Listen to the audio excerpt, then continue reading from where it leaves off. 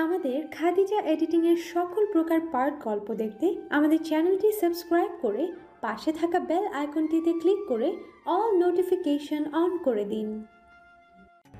তোমায় যদি বিয়ের আগেই ডিভোর্স দিয়ে দেই তাহলে কি তুমি খুব বেশি কষ্ট পাবে বর্ষা? ভরা রেস্টুরেন্টে বসে হবু বরের মুখে এমন কথা শুনেই পুরোই আঁতকে উঠল বর্ষা। চোখ মুখে বিস্ময়ের ছাপ তার। বর্ষা কিছুটা বিস্মিত কণ্ঠ নিয়ে বলল, মানেটা খুব সোজা বর্ষা। আমি চাই না আমাদের বিয়েটা হোক, আর আমার মনে হয় না আমাদের বিয়ের 1 বছরও কমপ্লিট হওয়ার আগে আমাদের ডিভোর্স হবে না। তাই আমি চাই এই বিয়েটা না হোক।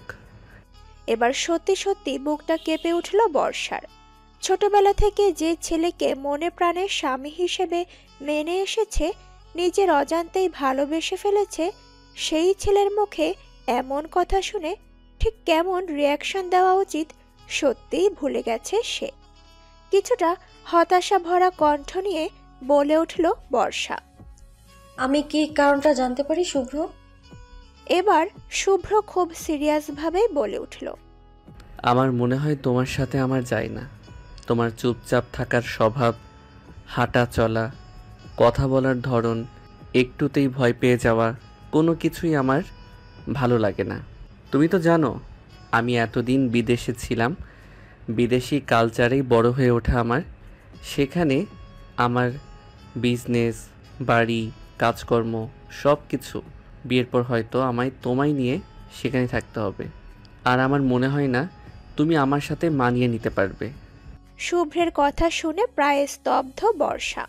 সে বুঝতে পারছে না এর প্রতি উত্তরে ঠিক কী বলা উচিত। তার চুপচাপ থাকা স্বভাবটাই তবে বিচ্ছেদের কারণ হলো। ছলছল চোখে শুভ্রের দিকে তাকিয়ে থেকে বলল বর্ষা, কারণটা কি শুধু এতটুকুই নাকি অন্য কিছু আছে শুভ্র? বর্ষার কথা শুনে বিস্ময়ের ছাপ এসে ভর করল শুভ্রের মুখে। ভ্রু কুঁচকে বলল সে, আর কি কারণ থাকতে পারে? প্রতি উত্তরে বর্ষা কিছুক্ষণ চুপ থেকে বলে উঠল, আপনি এই কথাগুলো বাড়ির সবাইকে কেন বলছেন না?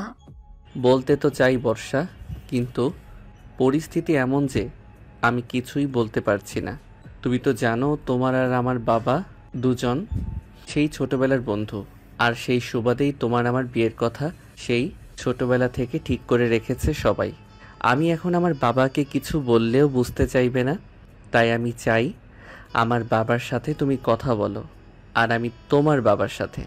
আই থিঙ্ক তুমি বললে আমার বাবা মেনে নিবে। দেখো, বিয়েটা হলো দুটো মানুষের জীবনে একটা গুরুত্বপূর্ণ বিষয়, আর আমি চাই না এই বিষয়টাই কোনো গাফিলতি হোক। এতে তোমার আমার দুজনের জীবনই নষ্ট হয়ে যাবে। আশা করি তুমি বুঝতে পেরেছো আমি কি বলতে চাইছি। শুভ্রের কথা হতাশার নিঃশ্বাস ছাড়ল বর্ষা। তারপর বলল, বুঝতে পেরেছি। আপনার আমাকে পছন্দ নয়, এই তো? উত্তরে কফির কাপে এক চুমুক দিয়ে বলে উঠল শুভ্র, আমার কথাটা খারাপভাবে নিও না বর্ষা। সবাইকে কি সবার ভালো লাগে বলো? কিছুক্ষণ চুপ থেকে বসা থেকে উঠে দাঁড়ালো বর্ষা। তারপর বলল, ঠিক আছে, আপনি যা বললেন তাই হবে। আমি কথা বলবো আপনার বাবার সাথে। বর্ষার কথায় মুচকি হাসল শুভ্র। তারপর বলল, থ্যাংক ইউ বর্ষা। উত্তরে মৃদু হাসল বর্ষা। এমন সময় শুভ্রের ফোনটা বেজে উঠল। শুভ্র এক পলক বর্ষার দিকে তাকিয়ে তৎক্ষণাৎ ফোনটা তুলে বলল, হ্যালো মা। সঙ্গে সঙ্গে অপর পাশের চিন্তিত কণ্ঠ নিয়ে হতভম্ব হয়ে বলল শুভ্রের মা, কোথায় তোরা? তাড়াতাড়ি বাসায় আয়, বর্ষা তো তোর সাথে আছে, তাই না? মা, কিন্তু কি হয়েছে? তোমার গলা এমন শোনাচ্ছে কেন? উত্তরে হতভম্ব হয়ে কান্না ভেজা কণ্ঠ নিয়ে বলল শুভ্রের মা, তোর দাদুর যেন কি হয়েছে শুভ্র, তাড়াতাড়ি বাসায় দুজনে আয়। আমি কিছুই বুঝতে পারছি না। তোর বাবাও বাড়িতে নেই শুভ্র, তাড়াতাড়ি আয়। তুমি টেনশন নিও না মা, আমি আর বর্ষা এক্ষুনি আসছি। তাড়াতাড়ি আয় বাবা। আসছি। এতটুকু বলে ফোনটা কেটে উঠে দাঁড়ালো শুভ্র। শুভ্রকে দাঁড়াতে দেখে বর্ষাও চিন্তিত কণ্ঠ নিয়ে বলল, কি হয়েছে? দাদু অসুস্থ হয়ে পড়েছে। বর্ষা, তোমায় আর আমায় এক্ষুনি যেতে হবে। কি হয়েছে দাদুর? তা তো জানি, মা বলল তাড়াতাড়ি তোমায় আমায় যেতে। ঠিক আছে, চলুন তাড়াতাড়ি। চলো। এতটুকু বলে রেস্টুরেন্ট থেকে বের হলো বর্ষা আর শুভ্র। হতভম্ব হয়ে শাড়ির কুচি ধরে এক প্রকার দৌড়ে শুভ্রদের বাড়ি ঢুকলো বর্ষা, আর তার পেছনে শুভ্র। বর্ষা দৌড়ে দাদুর রুমে গিয়ে দেখে, হতভম্ব কণ্ঠ নিয়ে বলল, কি হয়েছে দাদুর? বিছানায় শুয়েছিল শুভ্রের দাদু, আর তাকে ঘিরে ধরে চারপাশে দাঁড়িয়ে আছে শুভ্রের বাবা মা, বর্ষার বাবা মা, সাথে আরো কিছু লোকজন। বর্ষার ভয়েস শুনে সবাই তাকালো বর্ষার দিকে। তৎক্ষণাৎ বর্ষার মা এগিয়ে এসে বলল, তোরা চলে এসেছিস? হুট করেই বুকে ব্যথা শুরু হয়, অসুস্থ হয়ে পড়েছে তোদের দাদু। ডাক্তারও এসেছিল, বলল মিনি স্ট্রোক করেছে নাকি। কি বলো মা? এতটুকু বলে দৌড়ে চলে যায় বর্ষা দাদুর কাছে। তারপর চিন্তিত গলা নিয়ে বলল, তুমি ঠিক আছো দাদু? উত্তরে মৃদু হেসে বুকে হাত রেখে বলে উঠল শুভ্রের দাদু। আমি ঠিক আছি। দাদুর কথা শুনে অভিমানী স্বরে বলল বর্ষা। তুমি এমন কেন দাদু? একটু নিজের যত্ন নাও না। বলতে বলতে কেঁদে ফেলল বর্ষা। বর্ষার কান্না দেখে শুভ্রের দাদু ওর মাথায় হাত বুলাতে বুলাতে বলল, তুই কাঁদছিস কেন পাগলি? আমি ঠিক আছি। উত্তরে ছলছল চোখে তাকালো শুধু বর্ষা দাদুর মুখ পানে। অন্যদিকে চুপচাপ দাঁড়িয়ে থাকা শুভ্র একবার দাদু তো একবার বর্ষার দিকে তাকাচ্ছে।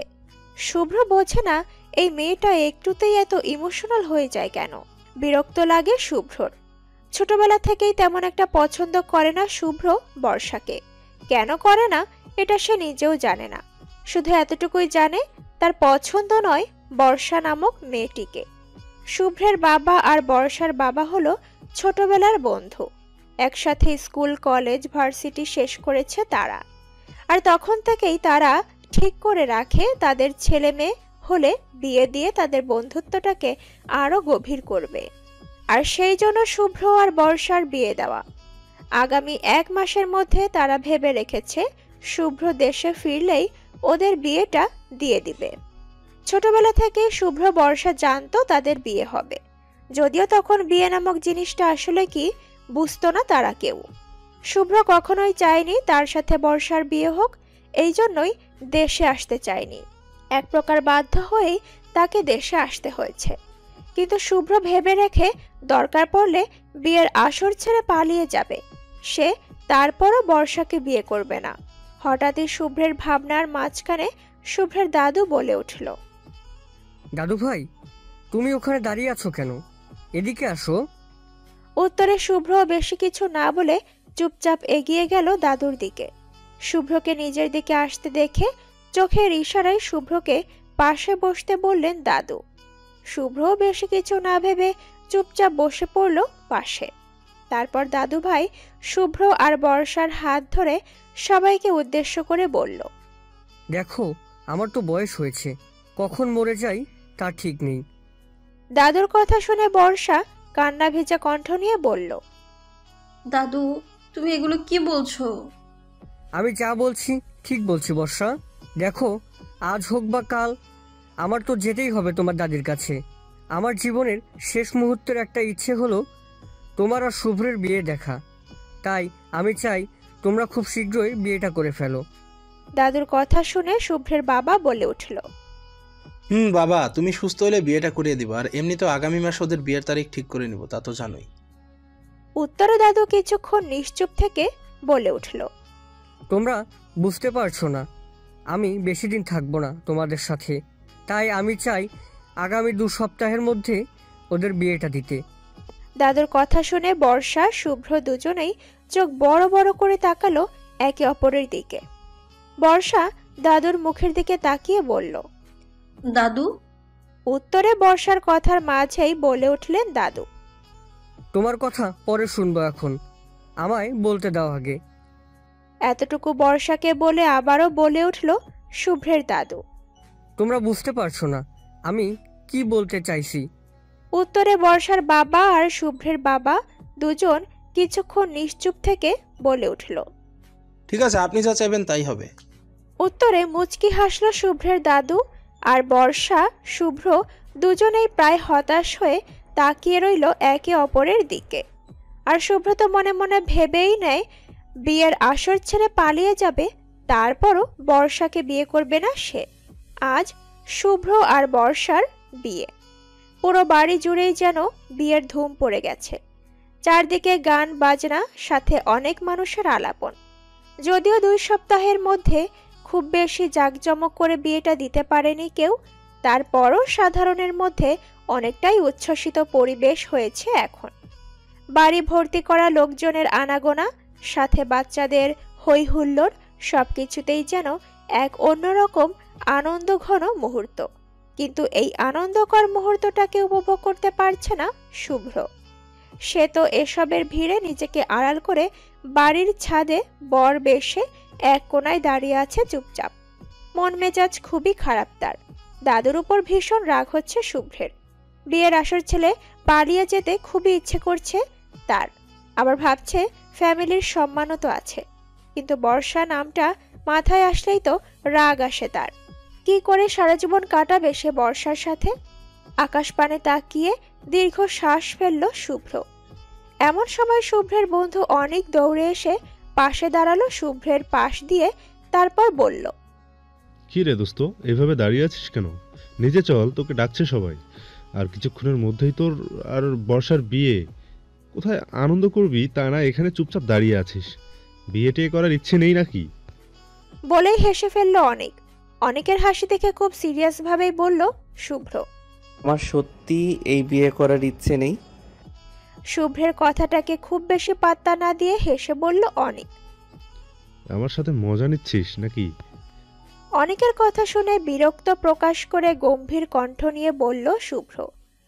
তোর কি আমাকে জোকার মনে হচ্ছে অনেক? শুভ্রের এবারের কথাগুলো অনেক বেশ সিরিয়াস ভাবেই বলল, তুই কি সত্যি এই বিয়েটা করতে চাস না শুভ্র? না, আমার ইচ্ছে করছে আমি এখনই এখান থেকে পালিয়ে লন্ডনে ফিরে যাই। শুভ্রের এবারের কথা শুনে অনেক যেন সত্যি অবাক। তার মানে শুভ্র সব সিরিয়াস ভাবেই বলছে? অনেক হতাশা ভরা কণ্ঠ নিয়ে বলল, এভাবে বলছিস কেন? তোর কি বর্ষাকে পছন্দ নয়? না, আমার বর্ষাকে ভালো লাগে না, কোনো কালেই লাগেনি। আর আমার মনে হয় না সামনের দিনগুলোতে আমার ভালো লাগবে। এভাবে বলছিস কেন? তুই বুঝতে পারছিস না? আমি চাই না আমাদের বিয়েটা হোক। আমার বর্ষাকে পছন্দ নয়। এই ছোট্ট বিষয়টা তোরা কেন বুঝতে পারছিস না? শুভ্রের কথা শুনে বিষণ্ণ মাখা কণ্ঠ নিয়ে বলল অনেক। এভাবে বলিস না, দেখবি বিয়ে হয়ে গেলে এসব ঠিক হয়ে যাবে। আর বর্ষা খুব ভালো মেয়ে। আমি বলিনি বর্ষা ভালো না, বর্ষা যথেষ্ট ভালো, কিন্তু আমার ওকে ভালো লাগে না। এই কথাগুলো বাড়ির সবাইকে কেন জানাসনি? জানাতে চেয়েছিলাম তো, বর্ষার সাথেও কথা হয়েছিল, কিন্তু হুট করে দাদুর এই অসুস্থতায় সব কিছু পাল্টে দিল। উত্তরে শুভ্রের কাঁধে হাত দিয়ে বলল অনেক। টেনশন নিস না, দেখবি সব ঠিক হয়ে যাবে। পৃথিবীতে কত মানুষ আছে যারা বিয়ের আগ পর্যন্ত তার জীবনসঙ্গীর মুখটাও ঠিকভাবে দেখেনি। আমার মা বাবাই তো বিয়ের আগে নাকি তারা একে অপরকে চিনতো না, জানতো না, কিন্তু দেখ বিয়ের কত বছর পার হয়ে গেল, তারা এখনো একসাথে আছে। আসলে সবই হলো ভাগ্য। আল্লাহ যার ভাগ্যে যা লিখেছে তাই হবে। তোর জন্য হয়তো বর্ষাকে বানানো হয়েছে। কিন্তু আমি তো চাই না বর্ষাকে। কে বলতে পারে এই বর্ষায় একদিন তোর জীবনের সবটা হয়ে যাবে। আর তুই তো ধরতে গেলে বর্ষাকে ঠিক চিনিসও না। এত বছর বিদেশে ছিলি, সেইভাবে তো দেখিসনি মনে হয়। বর্ষা খুব ভালো মেয়ে শুভ্র, তোকে খুব ভালো রাখবে দেখিস। এতই যখন ভালো ভালো করছিস, তাহলে বিয়েটা তুই কেন করছিস না? শুভ্রের কথা শুনে ভেবাচাকা খেয়ে যায় অনেক। হালকা হেসেই বললে, তুই না থাকলে ঠিকই করতাম। অনেকের ঠাট্টার ছলে সিরিয়াসলি নিয়ে বলল শুভ্র, আমায় একটা হেল্প করবি? কি? আমি আজ আর এক্ষুনি বিয়ের আসর ছেড়ে পালিয়ে যাব, আর আমার বদলে তুই বর্ষাকে বিয়ে করবি। শুভ্রের কথা শুনে অনেক চোখ বড় বড় করে বলল,